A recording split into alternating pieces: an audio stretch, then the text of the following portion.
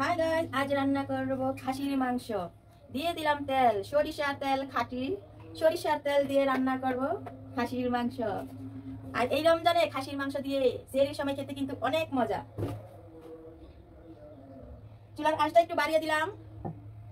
আর এখানে কিন্তু ছেঁচে নিলাম পেঁয়াজগুলা। আর এটা কিন্তু লোহার গায়ে লাগছিয়া, ছেঁচে নিলে কিন্তু রান্নাটা অনেক মজা হয়ে যায়। আর ছেঁচলে কিন্তু পেঁয়াজগুলা এরকম হয়ে যায়। গরম তেলে কিন্তু এভাবে দিয়ে দিব। খুবই মজাদার সুন্দর একটি রান্না করে ফেলবো। রান্নায় স্বাদ বাড়ানোর জন্য আরো দিয়ে দিব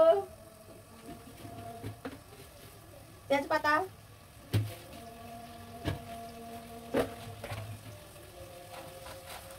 এলাচি, লবঙ্গ। এগুলা না দিলে তো গ্রানি আসবে না, মজা হবে কোথায় থেকে। আর এখানে আছে ঠ্যাঙ্গা, ঠ্যাঙ্গাও দিতে হয় রান্নার মধ্যে। দিয়ে ভালো করে লাড়াচাড়া দিয়ে দিলাম।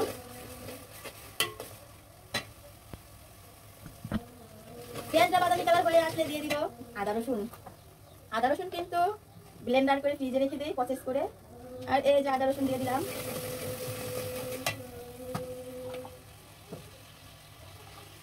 মরিচ দিয়ে দিলাম।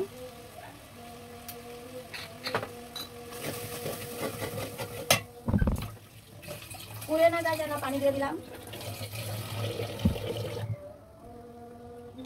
দিয়ে দিলাম হলুদ, দিয়ে দিলাম ধনিয়ার গুঁড়া,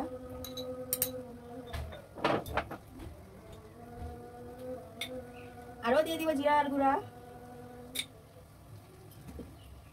আরো দিয়ে দিব গরম মশলার গুঁড়া। দিয়ে ভালো করে লাড়াচাড়া দিয়ে মশলাটা কষিয়ে নিব।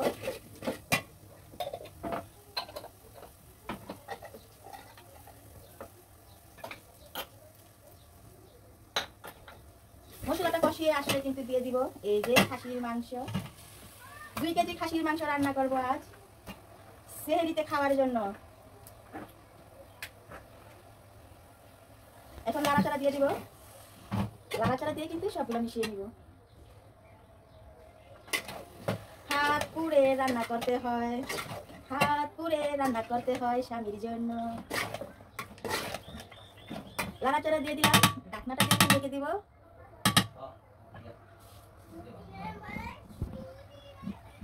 গরুর মাংসটা লাড়াচাড়া দেওয়ার জন্য চলে আসলাম। গরুর মাংস না, এটা সরি, এটা খাসির মাংস। মশলার সাথে কিন্তু একদম সুন্দরভাবে লাড়াচাড়া দিয়ে মিশিয়ে দিলাম। আর লাড়াচাড়া দিয়ে মিশিয়ে কিন্তু খুবই মজা হবে মশলাটা। আর মাংসটা যত কষাবেন ততই কিন্তু স্বাদ বেড়ে যাবে।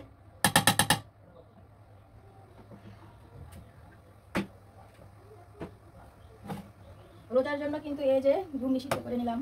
আর রমজানের জন্য দেশি গায়ে দুধ বসাই দিলাম। ঢাকনা দিয়ে এখন ঢেকে দিব।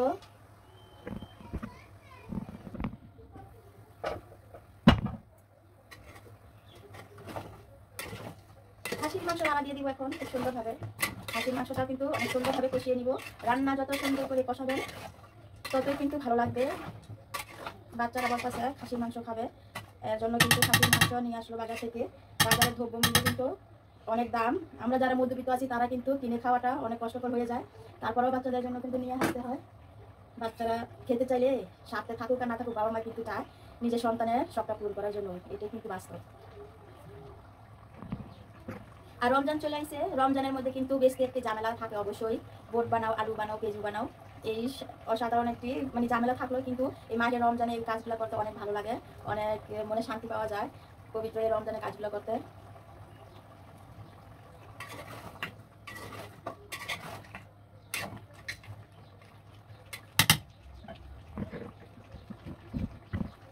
মাঘে রমজান এলো বছর ঘুরে, মুমিন মুসলমানের দারে দারে। বছর ঘুরে মুমিন মুসলমানের ধারে ধারে। মাহে রমজান এলো বছর ঘুরে, মুমিন মুসলমানের ধারে ধারে।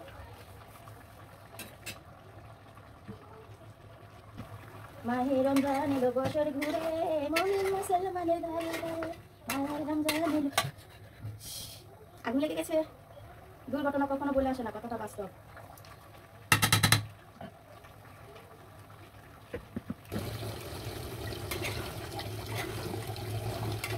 গ্যাসের আগুনটা বাড়িয়ে দিয়েছিলাম তো, এর জন্য আগুন লেগে পুড়ে গিয়েছিল। এখন কি হতো, সবাই সাবধানে কাজ করবেন, দুর্ঘটনা কখনো বলে আসে না।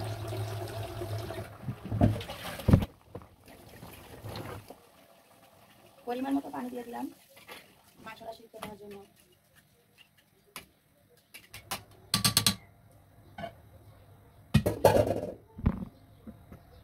পানি দিয়ে ভালো করে নাড়াচাড়া দিয়ে দিলাম, আর পানিটা পরিমাণ মতো দেওয়ার চেষ্টা করবেন।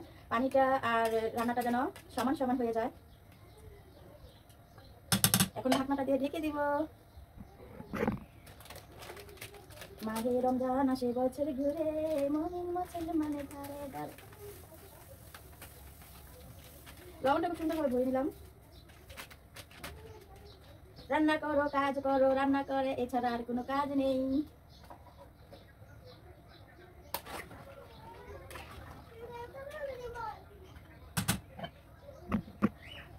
মাহে রমজান এলো বছর ঘুরে, মুমিন মুসলমানের ধারে ধারে। খাসির মাংসটা কিন্তু বলক চলে আসছে, এর মাঝেও চলে আসলাম নাড়াচাড়া দেওয়ার জন্য। দেখতেই পাচ্ছেন কত সুন্দর হয়েছে খাসির মাংস রান্নাটা, অনেক সুন্দরভাবে কিন্তু সিদ্ধ হয়ে গেছে, নরম নরম হয়ে গেছে। রান্নাটা কমপ্লিট হয়ে গেছে। সবাই ভালো থাকবেন, সুস্থ থাকবেন, আমার জন্য দোয়া করবেন, শরীর স্বাস্থ্য দুটোটাই ভালো থাকবে। আর আপনারা কিন্তু সবগুলো রোজা রেখে দিবেন, 30টা রোজা রাখার তৌফিক যেন আল্লাহ আমাকে দেয়, ধৈর্য যেন আমাকে আল্লাহ দেয়, আমি যে রাখতে পারি 30টা রোজা। আপনারাও রাখেন 30টা রোজা, বছরে একবারই তো 30টা রোজা আসে, সবারই যেন 30টা রোজা রাখার তৌফিক আল্লাহ দেয়, জান মাল দুটোই যেন ভালো রাখে, সুস্থ রাখে, দোয়া করবেন। আর বেশি বেশি করে সাপোর্ট করবেন, আপনাদের কাছ থেকে কিন্তু আমি সাপোর্ট পাই না, অনেক কষ্ট করে ভিডিও বানিয়ে যদি সাপোর্ট না পাই তাহলে কিন্তু ভালো লাগে না। অবশ্যই সাপোর্ট করবেন, আপনাদের সাপোর্টের জন্য তো একটা পেজ করলাম, সাপোর্ট করে যাবেন, সাপোর্ট না করলে কিন্তু ভালো লাগে না। আল্লাহ হাফেজ। রান্নাটা সুন্দর হয়েছে, কালারটা সুন্দর হয়েছে, খাসির মাংসগুলো কিন্তু একদম পারফেক্টভাবে সুন্দরভাবে সিদ্ধ হয়ে গেছে। খোদা হাফেজ।